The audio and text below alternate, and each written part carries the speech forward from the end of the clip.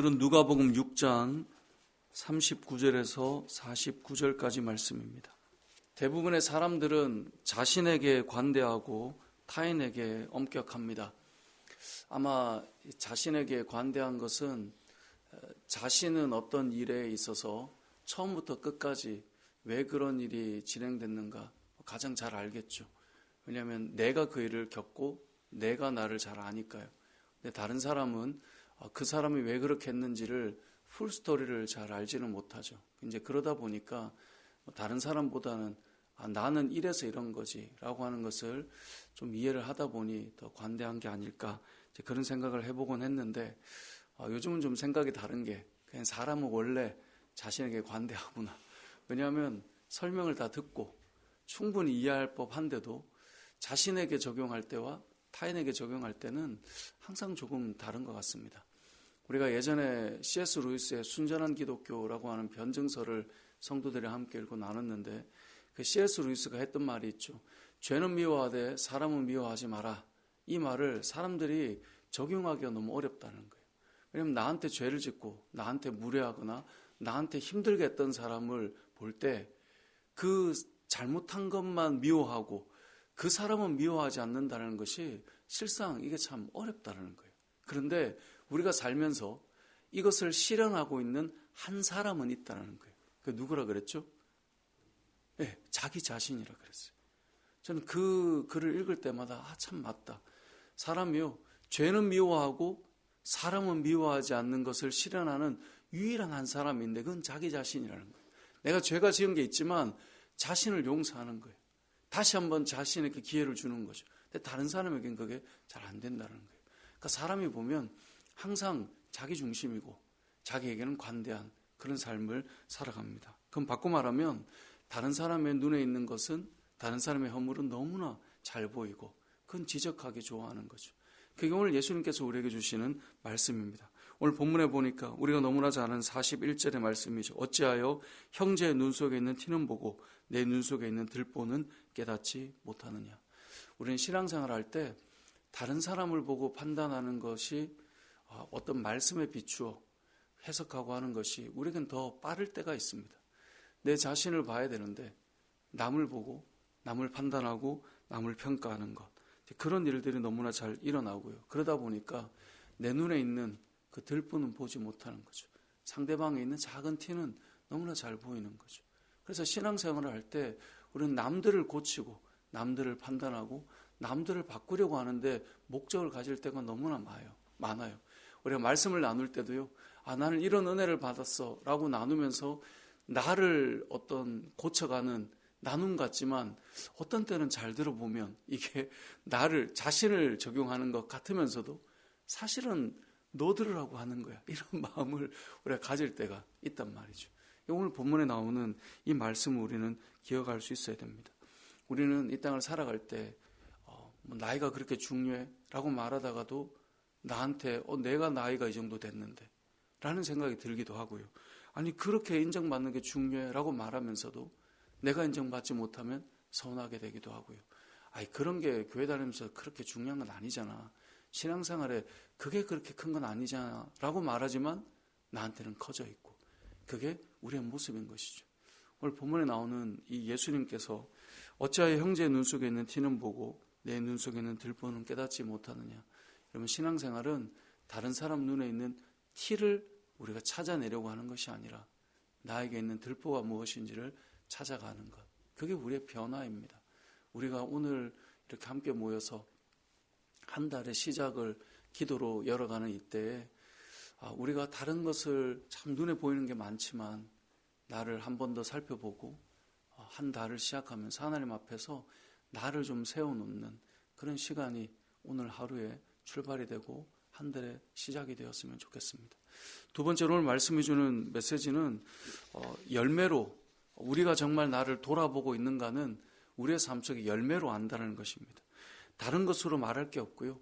그냥 결국은 내 신앙은 열매로 나타나게 된다라는 것을 오늘 본문을 통해 알 수 있게 됩니다. 예전에 어느 글을 보니까 화가는 그림으로 말하고 음악가는 노래로 말한다. 이런 글을 본 적이 있습니다. 화가가 전시회를 하는데요. 전시회 기한을 앞두고 여러 일들이 있지만 전시회 때까지는 그림을 다 마무리해야 되는 거예요. 그림을 그려놨는데 내가 이번에 준비를 하면서 이런 일이 있어서 이렇게밖에 못했고 이래서 이렇고 그렇게 말이 길게 할 그게 없는 거예요. 그냥 그림으로 그 사람이 나타나는 거예요.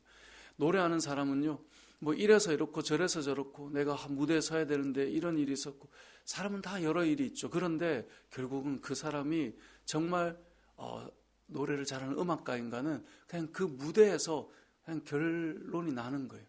그래서 예전에 이 말을 가지고 선배 목사님이 그런 말을 하더라고요. 목사는 설교로 말하는 것이다. 설교를 준비할 시간이 있었건 없었건 이런 일 저런 일 그래도 강단에 서면 할 말씀을 잘 전할 수 있는 그런 사람이 되어 있는가로 결국은 결정이 나는 거다. 근데 저는 그 말을 오늘 본문에 비춰보면요, 성도는 결국 열매로 말하게 된다는 거예요. 내가 이래서 이렇고 내가 저래서 저렇고 내가 이런 상황이니까 이렇고 말할 게 많지만 결국은 성도는 열매로 알게 된다는 거예요. 저와 여러분의 열매로 알게 된다는 것을 오늘 말씀은 우리에게 말해줍니다.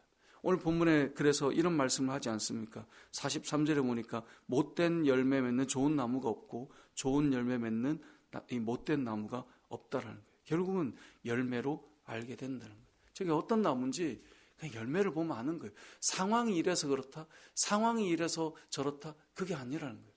그냥 사과나무는 상황이 어떻든 사과가 열리는 거예요. 그 사과가 조금 어떤 때는 덜 달기도 하고 어떤 때는 좀 시기도 하고 하지만 결국 사과가 열리는 거예요. 결국 어떤 상황에 상관없이 그 나무는 그 열매를 맺게 된다는 거예요. 그래서 45절을 보세요. 선한 사람은 마음에 쌓은 선에서 선을 내고 악한 자는 그 쌓은 악에서 악을 내나니 이는 마음에 가득한 것을 입으로 말함이니라. 그러니까 우리가 그런 생각하잖아요. 야, 말 좀 고쳐. 말 좀 잘하면 좋겠어. 저도 자녀를 교육하거나 제가 뭐 제자들을 가르칠 때 이럴 때는 항상 우리 말이 중요해 라고 말하는데 오늘 성경은 그래서 말을 고쳐가 아니라 너의 마음에서 있는 것이 말로 나와.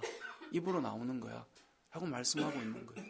그러니까 결국은 우리의 마음이 본질이 어떻게 되어 있는가를 보는 거죠. 그러니까 앞에 나오는 내가 지금 다른 사람의 티를 보냐 들보를 보느냐가 오늘 본문에 나오는 두 번째 열매로 결국 알게 되는 거예요. 저 사람이 어떻게 살아가는가는 열매로 알게 되는 것입니다. 목사인 제가 설교를 열심히 하고 있어도 결국은 제 삶으로 저의 이 삶의 어떤 열매로 저런 사람이구나 결국 나타나는 거예요.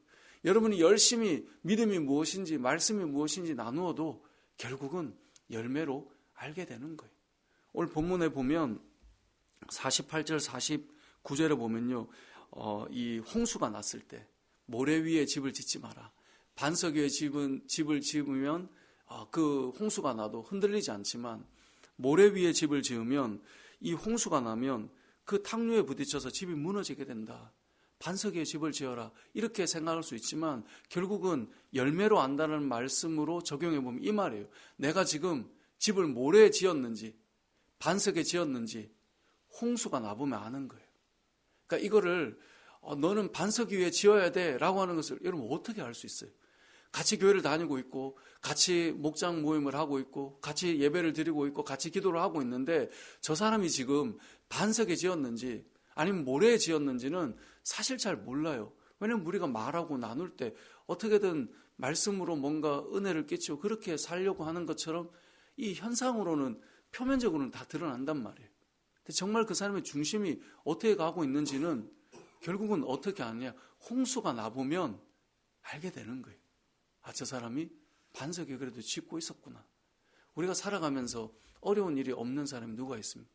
마음 상하는 일이 없는 사람이 누가 있습니까? 힘겹지 않은 사람이 누가 있습니까? 좀 경중의 차이는 있겠지만 그래도 그 고단한 삶들이 다 있는데 믿음을 지키고 주의 길을 가기 위해 살아가고 하나님께서 원하시는 그런 나의 삶의 그런 터전들을 환경을 만들어가고 그 가운데서도 내가 정말 살면서 불편한 말을 탁 들었을 때 그때 내 마음에서 내가 어떻게 지금 쌓아가고 있느냐가 나를 세워가느냐 또 흔들어 놓느냐는 내가 고상한 말을 한다고 되는 게 아니에요. 결국 내가 지금 어떻게 믿음을 쌓아가고 있는가는 홍수가 나보면 아는 거죠. 결국은 열매로 그 결과로 내가 어떻게 걸어가고 있는가를 알게 된다라는 것입니다. 저와 여러분의 신앙생활은 결국 열매로 알게 될 것입니다. 저와 여러분의 삶이 열매로 안다. 이건 어떻게 알아는 거예요? 우리의 마음을, 우리의 이 마음의 믿음의 이 본질을 하나님 앞에서 잘 세워나가는 그것이 필요한 거예요. 그것 없이 한 번, 두 번은 흉내를 낼 수 있어요. 그런데 이 본질이 바뀌어 있지 않으면 흉내를 내는 것은 한계가 와요. 도저히 못하겠다. 이렇게 된단 말이죠. 결국 우리의 중심이 하나님 안에서 어떻게 세워져 있는가. 이것을 기억해야 되는데요. 이게 결국 뭐냐. 46절, 47절이죠. 주여 주여 하는 게 아니라 말씀을 듣고 행하는 자가 결국은 반석 위에 세워가는 일이고, 홍수가 나보니 내가 말씀대로 그래도 가려고 애쓰고 있었구나. 그게 나타나게 된다는 것인데요. 저와 여러분의 신앙이 열매로 이렇게 풍성하게 잘 나타났으면 좋겠습니다. 성경에서 열매는 성령의 열매로 그리스도를 닮아가는 인격과 성품이라고 말씀하고 있어요. 예수 믿는 사람은 결국은 정말 자신의 이 삶 속에 그리스도가 나타나는 거예요. 예수님께서 저렇게 아마 하셨겠지. 그래서 우리가 가장 이 성도들이 듣는 가장 큰 칭찬은 예수님을 닮아간다라는 말 아니겠어요? 저분 저 상황에도 저렇게 그리스도를 드러내고 있구나. 그 말은 누군가 그 사람을 봤을 때 저분은 참 예수님이 저렇게 했겠지. 예수님이 보여지고 예수님이 나타나는 것. 저와 여러분 올 한 해의 삶이 예수님이 많이 드러났으면 좋겠어요. 어렵고 힘들 때, 또 마음이 아플 때, 또 내가 생각했던 그 열정에 찬물을 끼얹을 때, 또 내가 주님을 위해 살아갈 때 한없이 낮아지는 시간을 보낼 때, 그 모든 걸음걸음 속에 여러분의 삶의 그 모든 여정에 그리스도의 그 흔적이 남아서 열매로 여러분이 성도요, 홍수가 났을 때 반석 위에 집을 세우고 있었던 자요, 또 여러분의 모습이 자신을 살피고 날마다 성령에 붙들려 사는 사람이구나. 이것이 나타나는 저와 여러분의 삶이 되시길 주님의 이름으로 축복합니다. 아멘.